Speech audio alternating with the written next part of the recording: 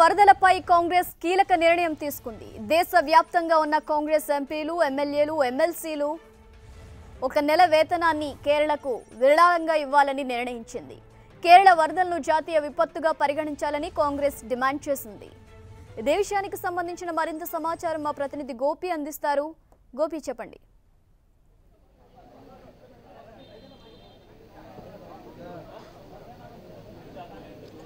వరదలతో అతలాకుతమవుతున్న కేరళ రాష్ట్రాన్ని ఆదుకునేందుకు కాంగ్రెస్ పార్టీ కీలక నిర్ణయాన్ని తీసుకుంది. కాంగ్రెస్ పార్టీకి సంబంధించిన ఎంపీలు, ఎమ్మెల్యేలు, ఎమ్మెల్సీలు ఈ విధంగా పార్టీకి సంబంధించిన కీలక నేతలంతా కూడా ఒక నెల రోజుల వేతనాన్ని విరాళంగా ఇవ్వాలని చెప్పి కాంగ్రెస్ అధిష్టానం నిర్ణయించింది. రాహుల్ గాంధీ అధ్యక్షతన వార్ రూమ్ లో ఒక కీలక సమావేశం జరిగింది. ప్రధానంగా ఈ సమావేశానికి వివిధ రాష్ట్రాలకు సంబంధించిన పీసీసీలు, అలాగే సీఎల్పీలు, కాంగ్రెస్ ముఖ్యంగా రాష్ట్ర వ్యవహారాల ఇన్ఛార్జీలు సహా గులాం నబీ ఆజాద్, ఆనంద్ శర్మ, అలాగే అశోక్ గెహ్లాట్ ఈ విధంగా కీలక నేతలంతా కూడా హాజరు కావడం జరిగింది. సుమారు 2 గంటల పాటు ఈ భేటీ అనేది జరిగింది.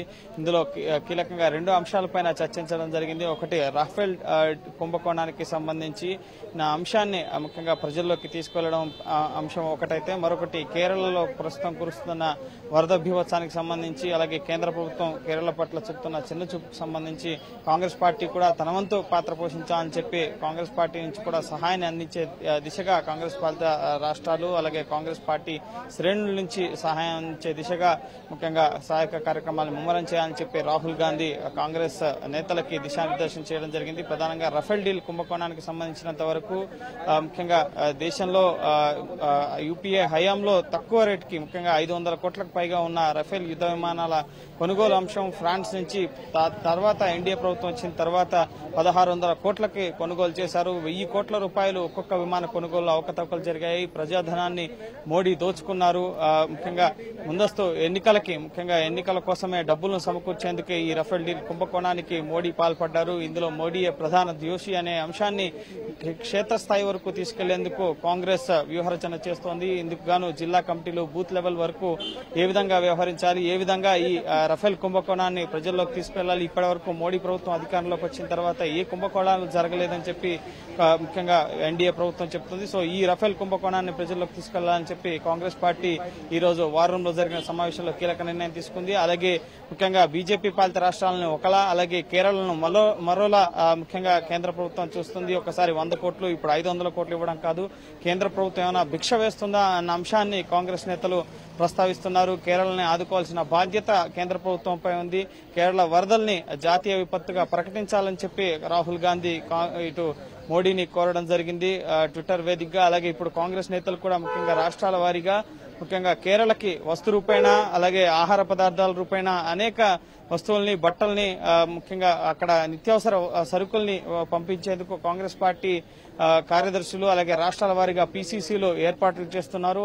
ఇప్పుడు ఆగస్టు 23న ఉమెన్ చాందీ విజయవాడకు రావడం జరుగుతుంది. అక్కడి నుంచి ముఖ్యంగా కేరళకి వస్తు రూపేణ అనేక వస్తువుల్ని, అలాగే దుప్పట్లని, ఆహార పదార్థాలన్నింటినీ కూడా కేరళకి కాంగ్రెస్ పార్టీ తరఫున విరాళంగా అందజేస్తామని చెప్పి కొద్దిసేపటి క్రితమే రఘువీరారెడ్డి చెప్పడం జరిగింది. సో ఈ 2 అంశాలకు సంబంధించి కూడా ఈ రోజు వార్ రూమ్ లో కీలక సమావేశం అనేది జరిగింది. ఒకటి రఫేల్ డీల్ కుంభకోణం, మరొకటి కేరళ వరదలకు సంబంధించి సహాయం అందించే దిశగా కాంగ్రెస్ పార్టీ ముఖ్యంగా ఎంపీలు, ఎమ్మెల్యేలు, ఎమ్మెల్సీలు సహా కాంగ్రెస్ శ్రేణులు మొత్తం కేరళకు సహాయంగా నిలవాలి.